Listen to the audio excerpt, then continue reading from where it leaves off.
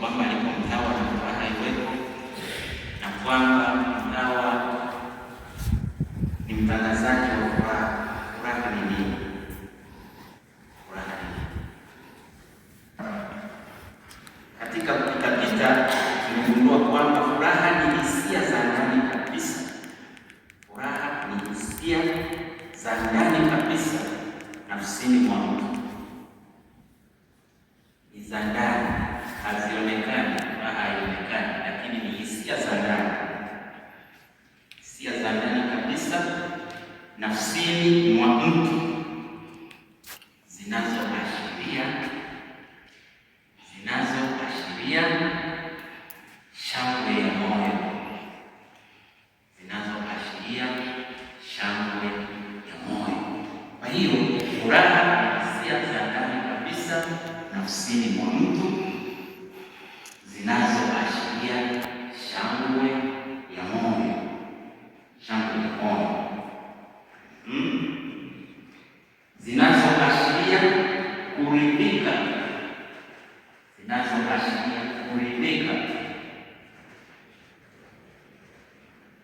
zinazoashiria kupokea au kukubaliana na jambo fulani, zinazoashiria kupokea au kukubaliana na jambo fulani. Hiyo ndiyo furaha.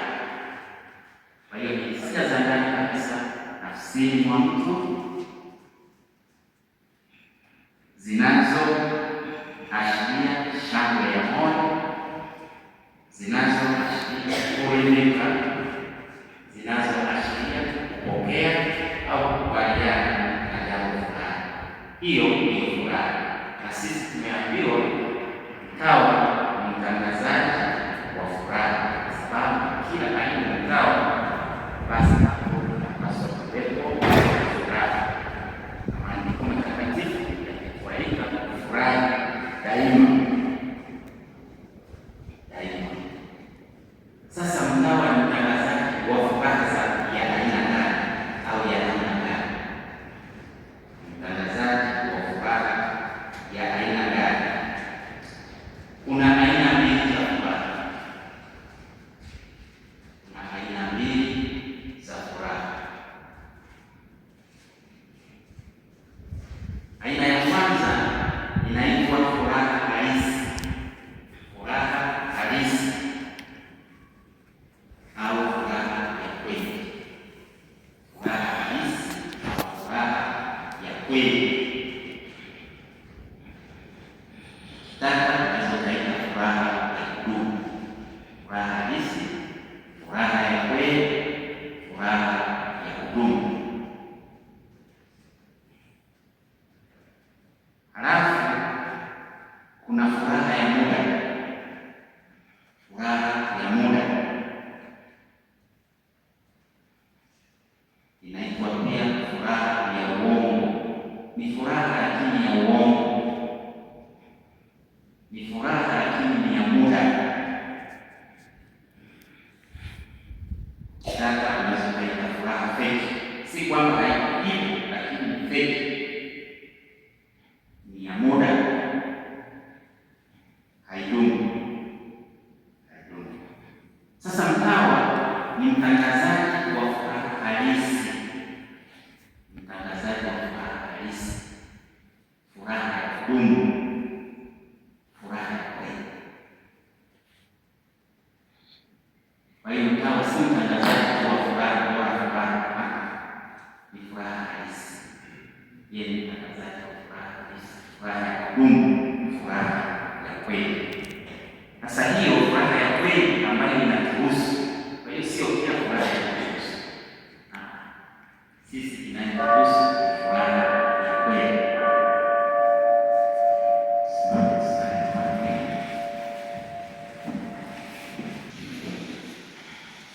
Basi kumbe sisi watawa, furaha inayotuhusu ni hii furaha halisi, furaha ya kweli, furaha ya kudumu.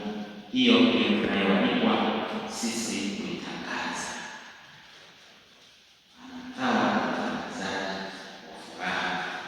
Hata maandiko matakatifu yanaposema furahini daima, katika muktadha huu huo furaha hiyo ya kudumu. Ndio maana kuna neno hilo daima, maana hii sio ya Mungu, furaha ya kudumu. Basi sasa tuiangalie hiyo furaha halisi. Aina hii ya furaha, yaani furaha halisi kutoka kwa Mungu. Aina hii ya furaha kutoka kwa Mungu na kuja kwa mwanadamu. Kwa hiyo inatoka kwa Mungu inakuja kwa mwanadamu.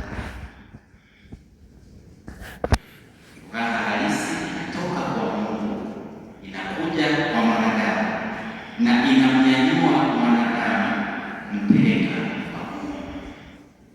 Kwa hiyo inatoka kwa Mungu inakuja kwa mwanadamu inamnyanyua mwanadamu mpeleka kwa Mungu. Ndio maana ilikuwa ni ya kudumu, kwa sababu Mungu ni wa kudumu. Kudumu inakuwa ya kweli kwa sababu Mungu ni kweli, ni wa kweli.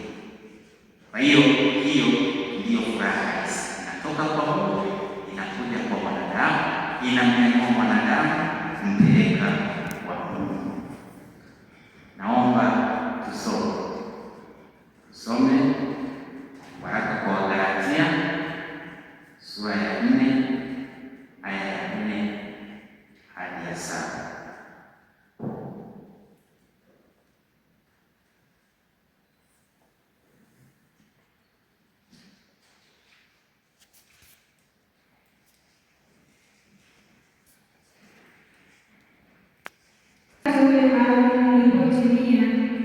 Mungu alituma mwanaye aliyezaliwa na mwanamke akaishi chini ya sheria, apate kuwakomboa wale waliokuwa chini ya sheria, ili sisi tufanye wana wa Mungu. Asante. Hapo tunakuja. Huo ni utangulizi kwamba Mungu alituma mwanaye kwetu sisi tuliokuwa chini ya sheria, ili sisi ambao kwa asili si wana wa Mungu tuweze kufanya wana wa Mungu. Kwa hiyo Kristo anatuma kwetu atunyanyue sisi na kutupeleka kwa Mungu. Kimsingi ndicho kinachomaanisha. Sasa Kristo ni nani? Basi sisi tunaongelea furaha. Sasa Kristo hapa ambaye tunaambiwa anahusianaje na hiyo furaha, anahusianaje na hiyo furaha? Basi tutaona msemo wa wasiwasi. Sasa hilo somo tulilosikia kwamba Mungu alimtuma mwanaye kwetu, tafsiri yake ni kwamba Yesu Kristo aliye mwana wa Mungu alitukia kutoka mbinguni kwa Mungu. Huyo Yesu Kristo aliye mwana wa Mungu aliyetukia kutoka mbinguni kwa Mungu, huyo ndiye furaha halisi. Huyo ndiye furaha halisi, ndiye furaha ya kweli, ndiye furaha ya kudumu. Huyo Yesu Kristo. Ndio maana nasema ya kwamba mtawa ni mtangazaji wa furaha, kwa sababu mtawa yuko kwa ajili ya Kristo, mtangaza Kristo. Na tena sio lazima kuongea, hata ukitoka tu hivyo Bwana, ukitoka tu unasema chochote hivyo Bwana, tukitembea mtaani, yaani kila mmoja anajua huyu ni wa Kristo. Kwa hiyo mtawa ni mtangazaji wa furaha, kwa sababu Kristo Yesu aliyetoka kwa Baba na kuja kwetu, huyo ndiye furaha halisi ambaye sasa tunaitwa mtangaza. Lengo lake ni kumnyanyua mwanadamu, kumpeleka kwa Mwenyezi Mungu. Kwa hiyo huyu ndiye mtawa, ndiye ambaye mtawa anaitwa mtangaza. Kumbe mtawa basi ni mtangazaji wa furaha kuu, Kama mnanipata vizuri mpaka hapo, basi tunaenda hapo sasa. Hapo kama mnanipata mpaka hapo, sawa, sababu hapo kuna jambo sasa. Kwa kwamba Yesu Kristo ndiye furaha kuu, ni maandiko matakatifu yanatuambia hivi kwamba Yesu Kristo ndiye furaha kuu, na huyo ambaye ni furaha kuu ndiye mtawa anaitwa kumtangaza. Sasa kwamba Yesu Kristo ni furaha kuu, tusome tujiridhishe. Injili ya Luka sura ya 2 aya ya 10 hadi ya 11. Injili ya Luka sura ya 2 aya ya 10 hadi ya 11.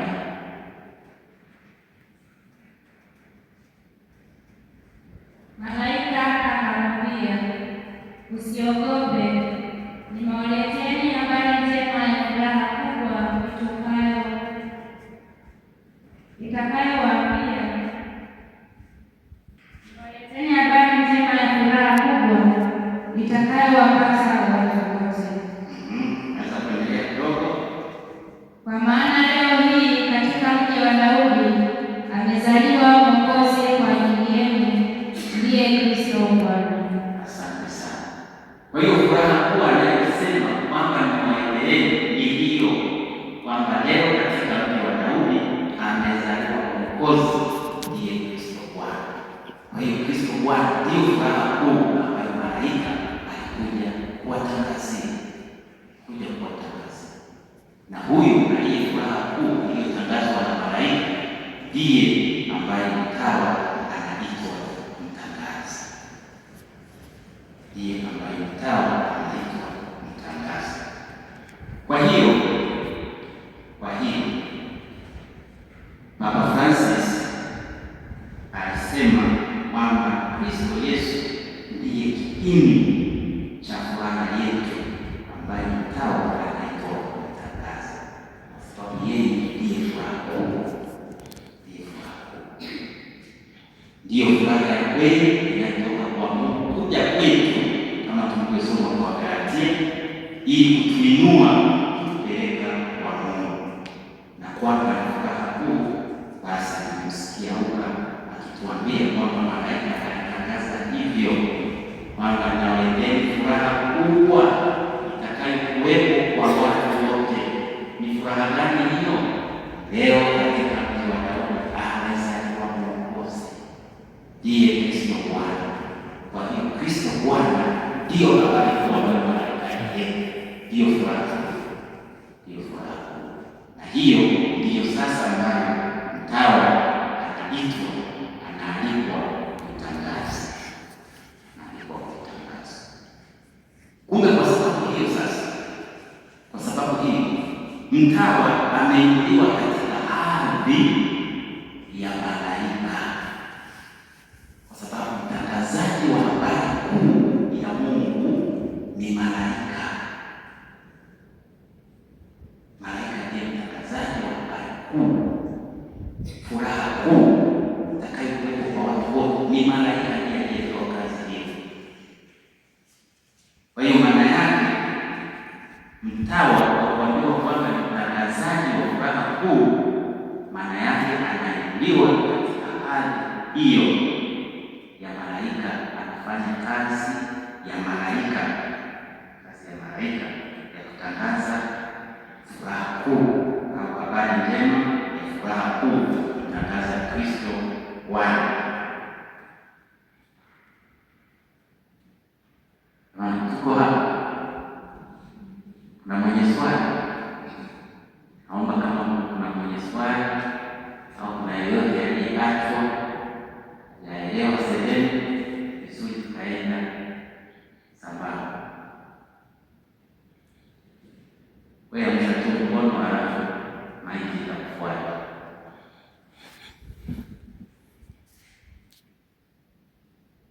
Basi hakuna, inawezekana. Basi tuendelee. Sasa kwa nini mtawa anakuwa mtangazaji wa habari hii kuu, wa furaha hii kuu? Mtawa anakuwa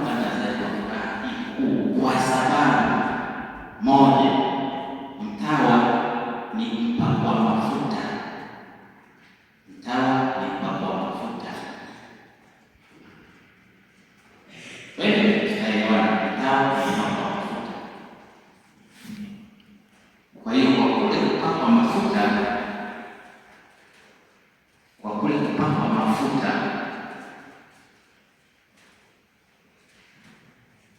mtawa anapata ubaraka au anapata hadhi hiyo ya kuwa mtangazaji wa furaha kuu. Kwa hiyo tunasema mafuta ya Krisma ambayo tunahakika kila mtawa anapakwa siku ya ubatizo. Mafuta ya Krisma ambayo tunahakika kila mtawa anapakwa siku ya ubatizo. Nafikiri hakuna mtawa ambaye hajabatizwa. Yuko hapa mmoja? Hapana. Kwa hiyo mafuta haya ya Krisma ambayo kila mtawa anapakwa siku ya ubatizo na siku ya kipaimara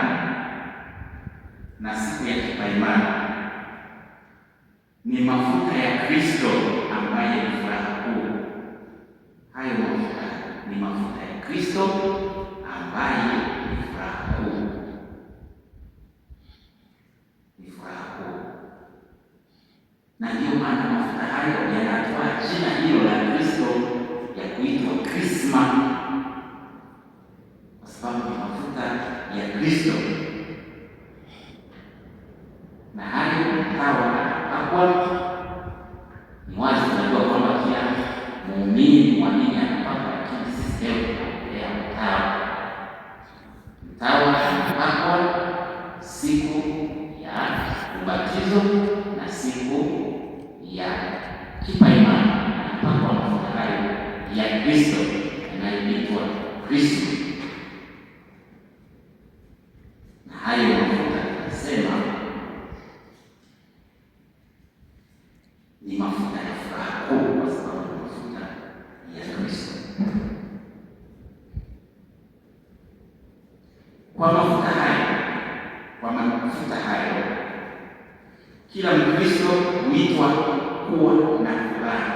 Kila Mkristo anaitwa kuwa na furaha kwa sababu amepakwa mafuta ya furaha. Kumbe kwa mafuta haya ya Krisma kila Mkristo anaitwa kuwa na furaha kwa sababu amepakwa mafuta ya furaha. Kwa hiyo kila Mkristo anaitwa kuwa na furaha. Lakini mtawa kuitwa kuwa na furaha mara mbili, maana haikuwa na furaha tu. Kwa hiyo kule kwa mafuta hayo mtawa anaitwa kuwa na furaha mara mbili, kwa sababu si kwamba anapakwa tu mafuta awe na furaha, bali anapakwa mafuta awe na furaha, halafu awe mwalimu wa furaha. Kwa hiyo mtawa anaitwa kuwa na furaha na kuwa mwalimu wa furaha,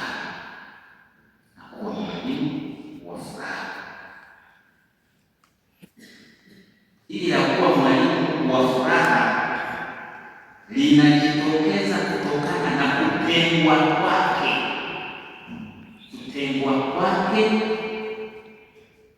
mbali na waamini wengine wale. Kwa hiyo waamini wote sawa wanapakwa mafuta wawe na furaha, lakini mtawa si awe na furaha, awe mwalimu atangaze furaha.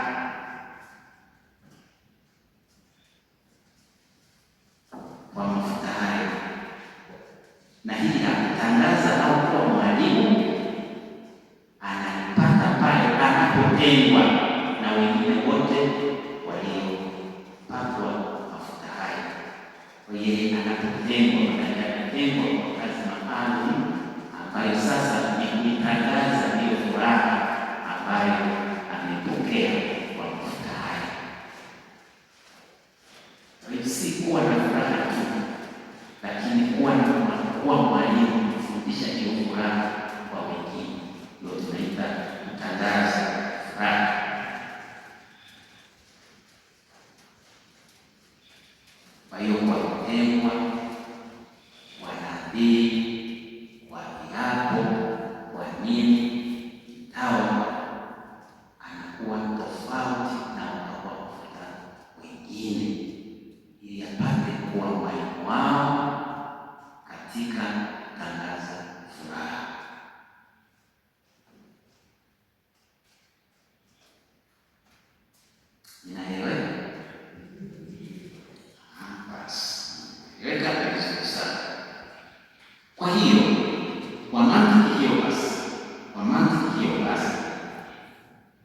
Mtawa amemiminiwa